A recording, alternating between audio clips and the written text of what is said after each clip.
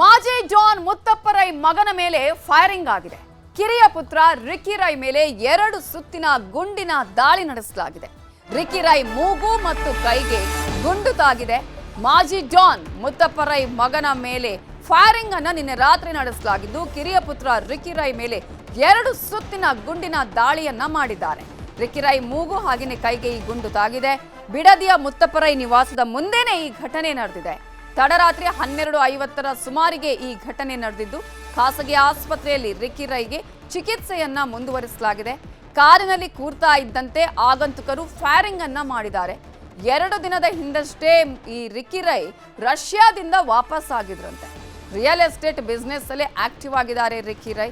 ಆದರೆ ಇದರ ಬಗ್ಗೆ ಒಂದಷ್ಟು ಮಾಹಿತಿಯನ್ನ ಪಡ್ಕೊಂಡೆ ಎಲ್ಲಿ ಹೋಗ್ತಾರೆ ಏನು ಅನ್ನೋದ್ರ ಬಗ್ಗೆ ಮಾಹಿತಿಯನ್ನ ಪಡ್ಕೊಂಡೆ ಪ್ರೀ ಪ್ಲಾನ್ ಮಾಡಿ ಈ ಗುಂಡಿನ ದಾಳಿಯನ್ನ ಮಾಡಲಾಗಿದೆ ಅನ್ನುವ ರೀತಿಯಾಗಿ ಕಾಣಿಸ್ತಾ ಇದೆ.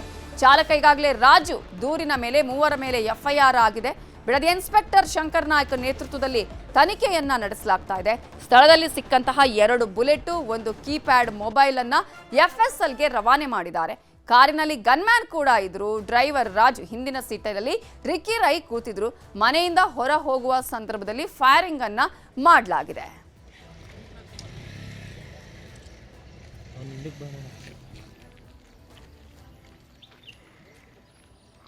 ಒಬ್ಬ ವ್ಯಕ್ತಿಯ ಮೇಲೆ ಇವತ್ತು ಮಧ್ಯರಾತ್ರಿ ಅವರು ಗಾಡಿ ಓಡಿಸ್ಕೊಂಡು ಹೋಗುವಂಥ ಸಂದರ್ಭದಲ್ಲಿ ಒಂದು ಗುಂಡಿನ ದಾಳಿ ನಡೆದಿದೆ.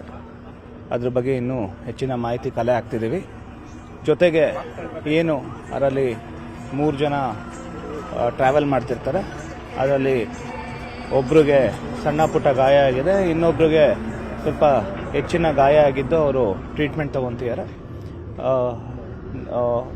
ಅವ್ರನ್ನ ಇನ್ನೂ ಎನ್ಕ್ವೈರಿ ಮಾಡಬೇಕಾಗಿದೆ, ಅವರಿಂದ ಹೆಚ್ಚಿನ ಮಾಹಿತಿ ಪಡಬೇಕಾಗಿದೆ. ಜೊತೆಗೆ ಇದರ ಹಿನ್ನೆಲೆಯನ್ನು ನಾವಿನ್ನೂ ಪರಿಶೀಲನೆ ಮಾಡಬೇಕಾಗಿದೆ. ಇದೆಲ್ಲ ನಾವು ಪರಿಶೀಲನೆ ಮಾಡಿದ ನಂತರ ಇನ್ನೂ ಹೆಚ್ಚಿನ ಮಾಹಿತಿಯನ್ನು ನೀಡ್ತೀವಿ. ಸದ್ಯಕ್ಕೆ ಮೇಲ್ನೋಟಕ್ಕೆ 1 ರೌಂಡು ಫೈರಿಂಗ್ ಮಾಡಿರೋದು ತಿಳಿದು ಬರ್ತಿದೆ. ಹಾಗೂ ಏನು ಡ್ರೈವರ್ ಇದ್ದಾರೆ, ಅವರು ಡ್ರೈವರಿನ ಮಾಹಿತಿ ಪ್ರಕಾರ ಅವರು ಕೇವಲ 1 ದೊಡ್ಡ ಶಬ್ದ ಕೇಳಿಸ್ತು ಅಂತ ಅವರು ಮಾಹಿತಿ ನೀಡಿದ್ದಾರೆ.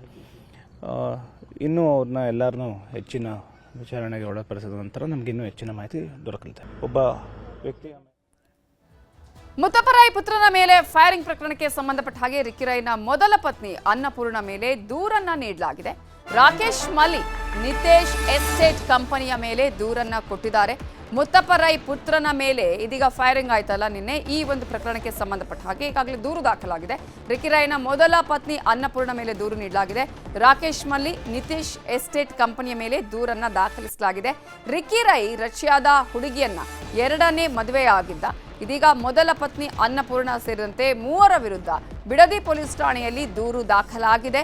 ಈಗಾಗಲೇ ರಿಕ್ಕಿ ರೈನ ಕಾರು ಚಾಲಕ ದೂರನ್ನ ಕೊಟ್ಟಿದ್ದಾರೆ. 3 ವಿರುದ್ಧ ದೂರನ್ನ ದಾಖಲಿಸಿದ್ದಾರೆ. ಈ 3 ವಿರುದ್ಧ ದೂರಿನಲ್ಲಿ ಇದೀಗ ರಿಕ್ಕಿ ರೈಯ ಮೊದಲ ಪತ್ನಿ ಅನ್ನಪೂರ್ಣ, ಅದೇ ರೀತಿಯಾಗಿ ನಿತೇಶ್ ಎಸ್ಟೇಟ್ ಇದರ ವಿರುದ್ಧ ಕೂಡ ಇದೀಗ ದೂರನ್ನ ದಾಖಲಿಸಲಾಗಿದೆ. ಇದೇ ವಿಚಾರಕ್ಕೆ ಸಂಬಂಧಪಟ್ಟ ಹಾಗೆ ಇನ್ನಷ್ಟು ಡೀಟೇಲ್ಸ್ ಅನ್ನ ಕೊಡೋದಕ್ಕೆ ನಮ್ಮ ರಿಪೋರ್ಟರ್ ಮುನಿರಾಜು ಈಗ ನೇರ ಸಂಪರ್ಕದಲ್ಲಿ ಜಾಯ್ನ್ ಆಗಿದ್ದಾರೆ. ಮುನಿರಾಜು, ರಿಕ್ಕಿ ರೈ ಮೇಲೆ ದಾಳಿ ಪ್ರಕರಣಕ್ಕೆ ಸಂಬಂಧಪಟ್ಟ ಹಾಗೆ ಪೊಲೀಸರ ತನಿಖೆಯಲ್ಲಿ ಈಗ ಏನೆಲ್ಲ ಮಾಹಿತಿಗಳು ಲಭ್ಯ ಆಗಿದೆ, ಹಾಗೆಯೇ ಈಗಾಗಲೇ ಅವರ ಕಾರು ಚಾಲಕ ದೂರನ್ನ ಕೊಟ್ಟಿದ್ದಾರೆ, ಯಾರ್ಯಾರ ವಿರುದ್ಧ ದೂರನ್ನ ಕೊಟ್ಟಿದ್ದಾರೆ, ಅವರ ವಿರುದ್ಧ ದೂರು ಕೊಡೋದಕ್ಕೆ ಏನು ಕಾರಣಗಳು ಸಿಕ್ಕಿದೆ ಅಲ್ಲಿ?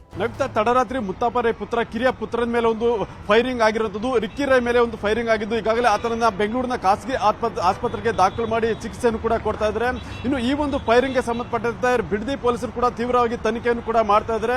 ಈ ಒಂದು ಸಂದರ್ಭದಲ್ಲಿ ಏನು ಆತನನ್ನ ಕೊಲೆ ಮಾಡೋದಕ್ಕೆ ಒಂದು ಸಂಚು ರೂಪಿಸಿ ಒಂದು ಫೈರಿಂಗ್ ಅನ್ನ ಮಾಡಿದ್ರು ಅಂತ ಹೇಳಿ ಈಗ ತನಿಖೆಯಿಂದ ಗೊತ್ತಾಗಿರುವಂತದ್ದು. ಮತ್ತೆ ಇದೇ ಸಂದರ್ಭದಲ್ಲಿ ಈಗ 3 ಮೇಲೆ ಒಂದು ಬಿಡದಿ ಪೊಲೀಸ್ ಠಾಣೆಯಲ್ಲಿ FIR ಕೂಡ ದಾಖಲಾಗಿದ್ದು, ಏನು ಮುತ್ತಪ್ಪ ರೈ ಅವರ ಪತ್ನಿ ಏನು ಅನ್ನಪೂರ್ಣ ಮತ್ತೆ ರಾಕೇಶ್ ಮಲ್ಲಿ ಮತ್ತೆ ನಿತೇಶ್ ರಿಯಲ್ ಎಸ್ಟೇಟ್ ಮೇಲೆ ಒಂದು FIR ಕೂಡ ದಾಖಲಾಗಿದ್ದು, ಪೊಲೀಸರು ಇದ್ರ ಬಗ್ಗೆ ಕೂಡ ತನಿಖೆಯನ್ನ ಮಾಡ್ತಾ ಇದ್ದಾರೆ. ಇದಕ್ಕೆ ಸಂಬಂಧಪಟ್ಟಂತೆ ಏನು ರಿಕ್ಕಿ ರೈ ಕಾರು ಚಾಲಕ ಆಗಿರುವಂತಹ ಬಸವರಾಜು ಒಂದು ದೂರನ್ನು ಕೊಟ್ಟಿರುವಂತದ್ದು. ಈ 3 ವ್ಯಕ್ತಿಗಳ ಮೇಲೆ ಈಗ ದೂರನ್ನು ಕೊಟ್ಟಿದ್ದು, ಅದ್ರ ಬಗ್ಗೆ ಪೊಲೀಸರು ಕೂಡ ಒಂದು ಒಂದು ವಿಶೇಷ ತಂಡಗಳನ್ನ ರಚನೆ ಮಾಡಿ ಒಂದು ತನಿಖೆಯನ್ನು ಕೂಡ ಮಾಡ್ತಾ ಇರುವಂತದ್ದು. ಏನು ಮೇಲ್ನೋಟಕ್ಕೆ ರಿಯಲ್ ಎಸ್ಟೇಟ್ ವ್ಯವಹಾರದಿಂದ ಈ ಒಂದು ಹತ್ಯೆಗೆ ಸಂಚು ಆಗಿರ್ಬೋದು ಅನ್ನೋ ಒಂದು ಶಂಕೆ ಕೂಡ ವ್ಯಕ್ತವಾಗಿದ್ದು, ಈಗ ಅದಕ್ಕೆ ಸಂಬಂಧಪಟ್ಟಂತ ಮಾಹಿತಿಗಳನ್ನ ಈಗ ಬಿಡದಿ ಪೊಲೀಸರು ಕೂಡ ಮಾಡ್ತಾ ಇದ್ದಾರೆ. ಮತ್ತೆ ಈ ಒಂದು ಫೈರಿಂಗ್ಗೆ ಸಂಬಂಧಪಟ್ಟಂತೆ ಹೆಚ್ಚಿನ ಒಂದು ತನಿಖೆ ಮತ್ತೆ ವಿಚಾರಣೆ ಸಲುವಾಗಿ 4 ವಿಶೇಷ ತಂಡಗಳನ್ನು ಕೂಡ ಈಗಾಗಲೇ ರಚನೆ ಮಾಡಿರುವುದು. ಒಂದು ರಿಯಲ್ ಎಸ್ಟೇಟ್ ವ್ಯವಹಾರಕ್ಕೆ ಸಂಬಂಧಪಟ್ಟಂತೆ ತನಿಖೆಯನ್ನು ಮಾಡ್ತಾ ಇದ್ದಾರೆ. ಮತ್ತೆ ಹಣಕಾಸು ವಿಚಾರ ಇರಬಹುದು, ಮತ್ತೆ ಹಳೆ ದ್ವೇಷದ ಒಂದು ವೈಷಮ್ಯ ಏನಿದೆ ಈ ಒಂದು ವಿಚಾರಗಳ ಬಗ್ಗೆ ಕೂಡ ಒಂದು ಪೊಲೀಸರು ತನಿಖೆಯನ್ನ ಮಾಡಿ ಮಾಹಿತಿಯನ್ನು ಕಲೆಕ್ಟ್ ಮಾಡುವಂತ ಕೆಲಸವನ್ನ ಮಾಡ್ತಾ ಇದ್ದಾರೆ. ಮತ್ತೆ ಈ ಒಂದು ಫೈರಿಂಗ್ ಮಾಡಿರುವಂತಹ ಶೂಟರ್ಸ್ ಯಾರಿದ್ದಾರೆ ಅವರನ್ನ ಪತ್ತೆ ಮಾಡುವಂತ ಸಲುವಾಗಿ ವಿಶೇಷ ತಂಡವನ್ನು ಕೂಡ ರಚನೆ ಮಾಡಲಾಗಿದೆ.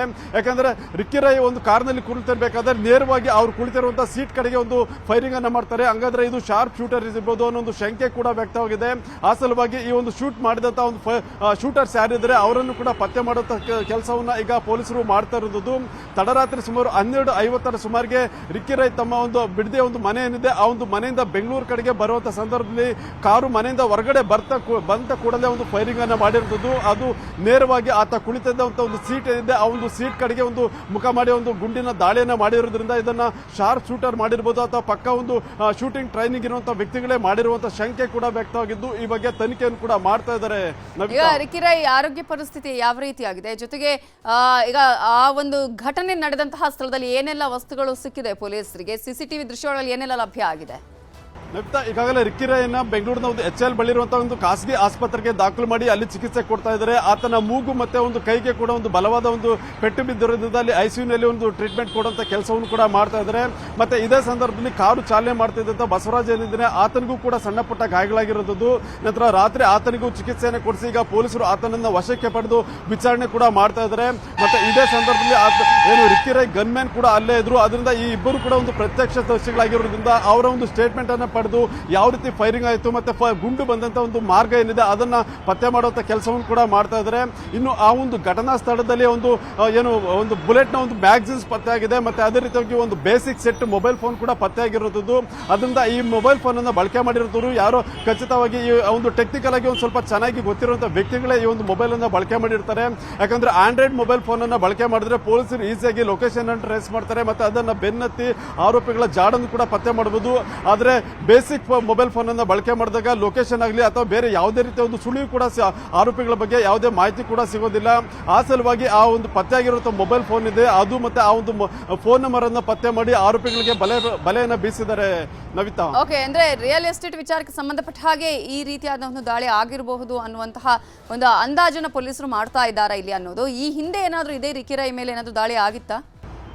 ನವಿತಾ, ಈಗಾಗಲೇ ಬೆಂಗಳೂರಿನಲ್ಲಿ ಇದ್ದಂತಲೂ ಕೂಡ ಕೆಲವು ಪ್ರಕರಣಗಳು ಈ ರೀತಿ ಬೆಳಕಿಗೆ ಬಂದಿರುವುದು. ಅಂದ್ರೆ ಬೇರೆ ಬೇರೆ ರೀತಿಯ ಪ್ರಕರಣಗಳು ಕೂಡ ಏನು ಬೆಂಗಳೂರಿನಲ್ಲಿ ದಾಖಲಾಗಿರುತ್ತದೆ. ಆದ್ರೆ ಈ ರೀತಿಯಾಗಿ ಗುಂಡಿನ ದಾಳಿ ಆಗಿರುತ್ತದೆ ಇದೇ ಮೊದಲ ಬಾರಿಗೆ ಅನ್ಸುತ್ತೆ. ಯಾಕಂದ್ರೆ ರಿಕ್ಕಿ ರೈ ಬೆಂಗಳೂರಿಗೆ ಬಂದು ಕೇವಲ 2 ದಿನ ಅಷ್ಟೇ ಆಗಿತ್ತು. ಅವರು ರಷ್ಯಾದಿಂದ ಬೆಂಗಳೂರಿಗೆ ಬಂದ 2ನೇ ದಿನದಲ್ಲಿ ಈ ರೀತಿ ಫೈರಿಂಗ್ ಆಗಿರೋದ್ರಿಂದ ಇದರ ಹಿನ್ನೆಲೆ ಏನು ಮತ್ತೆ ಯಾವ ಕಾರಣಕ್ಕೋಸ್ಕರ ಈ ರೀತಿ ಫೈರಿಂಗ್ ಆಗಿರಬಹುದು ಅನ್ನೋದಕ್ಕೋಸ್ಕರ ಈಗ ಪೊಲೀಸರು ಸುಮಾರು ಹಲವು ಆಯಾಮಗಳಲ್ಲಿ ಕೂಡ ತನಿಖೆಯನ್ನು ಮಾಡ್ತಾ ಇದ್ದಾರೆ. ಆದ್ರೆ ಮೇಲ್ನೋಟಕ್ಕೆ ರಿಕ್ಕಿ ರೈ ಒಂದು ರಿಯಲ್ ಎಸ್ಟೇಟ್ ವ್ಯವಹಾರದಲ್ಲೂ ಕೂಡ ಸಾಕಷ್ಟು ತೊಡಗಿಸಿಕೊಂಡಿರ್ತಾನೆ ಮತ್ತೆ ವ್ಯವಹಾರವನ್ನು ಕೂಡ ಮಾಡ್ತಾ ಇರ್ತಾರೆ. ಅದರಿಂದ ರಿಯಲ್ ಎಸ್ಟೇಟ್ ವೈಷಮ್ಯ ಹಿನ್ನೆಲೆಯಲ್ಲಿ ಈ ಒಂದು ಕೃತ್ಯ ಆಗಿರ್ಬೋದು ಮತ್ತೆ ಈ ಒಂದು ಫೈರಿಂಗ್ ಆಗಿರ್ಬೋದು ಅನ್ನೋ ಒಂದು ಶಂಕೆ ಕೂಡ ಈಗ ವ್ಯಕ್ತವಾಗಿರೋದ್ರಿಂದ ಆ ಒಂದು ಆಯಾಮದಲ್ಲಿ ಕೂಡ ಈಗ ಪೊಲೀಸರು ತನಿಖೆಯನ್ನ ಮಾಡ್ತಾ ಇದ್ದಾರೆ. ಮತ್ತೆ ಇದಕ್ಕೆ ಸಂಬಂಧಪಟ್ಟಂತೆ ಈಗ ಏನು ರಿಕ್ಕಿ ರೈ ಕಾರು ಚಾಲಕ ಬಸವರಾಜನೇ ಒಂದು ದೂರು ಕೊಟ್ಟಿರೋದ್ರಿಂದ ಆ ಒಂದು ದೂರಿನ ಆಧಾರದ ಮೇಲೆ ಈಗ ಅನ್ನಪೂರ್ಣ ಮತ್ತೆ ರಾಕೇಶ್ ಮಲ್ಲಿ ಮತ್ತೆ ನಿತೇಶ್ ಮೇಲೆ ಒಂದು ಏನು ದೂರು ಕೊಟ್ಟಿದ್ದಾರೆ ಅದಕ್ಕೆ ಸಂಬಂಧಪಟ್ಟಂತೆ ಒಂದು ತನಿಖೆಯನ್ನು ಕೂಡ ಮಾಡ್ತಾ ಇರೋದು. ಖುದ್ದು ಏನು ರಾಮನಗರ SP ಶ್ರೀನಿವಾಸ್ ಗೌಡ್ರೆ ಈ ಒಂದು ತನಿಖೆ ನೇತೃತ್ವವನ್ನು ವಹಿಸಿದ್ದು 4 ವಿಶೇಷ ತಂಡಗಳ ಮೂಲಕ ಬೇರೆ ಬೇರೆ ಆಯಾಮಗಳಲ್ಲಿ ಕೂಡ ಒಂದು ತನಿಖೆ ನಡೀತಾ ಇದೆ. ಮತ್ತೆ ಇದೇ ಸಂದರ್ಭದಲ್ಲಿ ಆ ಒಂದು ಶೂಟರ್ಸ್ ಯಾರಿದ್ದಾರೆ ಮತ್ತೆ ಅವರು ಎಲ್ಲಿಂದ ಬಂದಿದ್ದಾರೆ ಅನ್ನೋದ್ರ ಬಗ್ಗೆ ಕೂಡ ಪೊಲೀಸರು ತನಿಖೆಯನ್ನ ಕೈಗೊಂಡಿದ್ದಾರೆ. ಈಗ SP ಅವರು ಹೇಳ್ತಾರೆ ಒಂದು ಸುತ್ತಿನ ಗುಂಡಿನ ದಾಳಿ ಅಂತ, ಒಂದು ಸುತ್ತ ಆಗಿದೆಯಾ ಅಥವಾ 2 ಸುತ್ತ ಆಗಿದೆಯಾ ಅನ್ನೋದು ಒಂದಾದ್ರೆ, ಮತ್ತೊಂದ್ ಕಡೆ ಈಗ ಅನ್ನಪೂರ್ಣ ಆಗಿರ್ಬೋದು ರಿತೇಶ್ ಆಗಿರ್ಬೋದು ಅವ್ರು ಎಲ್ಲಿದ್ದಾರೆ, ಆಲ್ರೆಡಿ ಅವರ ವಿಚಾರಣೆಯನ್ನ ಮಾಡ್ತಿದಾರಾ ಪೊಲೀಸರು? ನವಿತಾ, ಈಗಾಗಲೇ ಏನು ಬಸವರಾಜು ನಿನ್ನೆ ರಾತ್ರಿ ಏನು ಪೊಲೀಸರಿಗೆ ಒಂದು ಮಾಹಿತಿಯನ್ನು ಕೊಟ್ಟು ಈಗ ದೂರನ್ನ ದಾಖಲು ಮಾಡಿರುತ್ತದೆ. ಅದರಿಂದ ಪೊಲೀಸರು ಮೊದಲಿಗೆ FIR ಅನ್ನ ದಾಖಲು ಮಾಡಿ ಆನಂತರ ಅವರನ್ನ ಪತ್ತೆ ಮಾಡುವಂತ ಕೆಲಸವನ್ನು ಮಾಡ್ತಾರೆ. ಯಾಕಂದ್ರೆ ಈಗ ಅವ್ರು ಕೊಟ್ಟಿರುವಂತಹ ದೂರದಲ್ಲಿ ಆ 3 ಹೆಸರುಗಳು ಕೂಡ ಉಲ್ಲೇಖ ಆಗಿರೋದ್ರಿಂದ ಅವರನ್ನ ಪತ್ತೆ ಮಾಡಿ ಅವರನ್ನು ಕೂಡ ವಿಚಾರಣೆ ಮಾಡಬೇಕಾಗುತ್ತೆ. ಅಥವಾ ನೇರವಾಗಿ ಅವರ ಒಂದು ಇನ್ವಾಲ್ವ್ಮೆಂಟ್ ಇದ್ರಲ್ಲಿ ಇರುವಂತದ್ದು ಕಂಡು ಬಂದ್ರೆ ಅವರನ್ನು ಅರೆಸ್ಟ್ ಮಾಡುವಂತ ಸಾಧ್ಯತೆಗಳು ಕೂಡ ಇರುತ್ತೆ. ಅದರಿಂದ ಸದ್ಯ ಈಗ ಪೊಲೀಸರು ದೂರನ್ನ ಪಡೆದು FIR ಅನ್ನ ದಾಖಲು ಮಾಡಿ ಅವರ ಒಂದು ಏನು ಈಗ ಅನ್ನಪೂರ್ಣ ಮತ್ತೆ ರಾಕೇಶ್ ಮಲ್ಲಿ ಏನಿದ್ರೆ ಅವರನ್ನ ಪತ್ತೆ ಮಾಡುವಂತ ಕೆಲಸವನ್ನ ಈಗ ಮೊದಲಿಗೆ ಮಾಡ್ತಾರೆ. ಆ ನಂತರ ಅವರನ್ನು ವಿಚಾರಣೆ ನಡೆಸಿ ಇದು ಯಾವ ಉದ್ದೇಶಕ್ಕೋಸ್ಕರ ಈ ರೀತಿ ಫೈರಿಂಗ್ ಆಗಿತ್ತು, ಇದು ರಿಯಲ್ ಎಸ್ಟೇಟ್ ವ್ಯವಹಾರ ಇರ್ಬೋದು, ಮತ್ತೆ ಹಣಕಾಸು ಇರ್ಬೋದು, ಮತ್ತೆ ಹಳೆ ವೈಷಮ್ಯ ದ್ವೇಷ ಏನಾದರೂ ಇದೆಯಾ ಅನ್ನೋದ್ರ ಬಗ್ಗೆ ಕೂಡ ತನಿಖೆಯನ್ನ ಮಾಡ್ತಾರೆ. ಸದ್ಯ ಈ ಒಂದು ಪ್ರಕರಣವನ್ನು ಭೇದಿಸುವಂತ ಸಲುವಾಗಿ 4 ತಂಡಗಳನ್ನು ಕೂಡ ರಚನೆ ಮಾಡಿ ಒಂದು ಟೆಕ್ನಿಕಲ್ ಆಗಿ ಸಾಕಷ್ಟು ಮಾಹಿತಿಗಳನ್ನು ಕಲೆಕ್ಟ್ ಮಾಡುವಂತ ಕೆಲಸವನ್ನ ಈಗ ಬಿಡದಿ ಮತ್ತೆ ರಾಮನಗರ ಪೊಲೀಸರು ಮಾಡ್ತಾ ಇದ್ದಾರೆ. Navitha, okay, thank you Muniraju ಡೀಟೇಲ್ಸ್ಗೆ.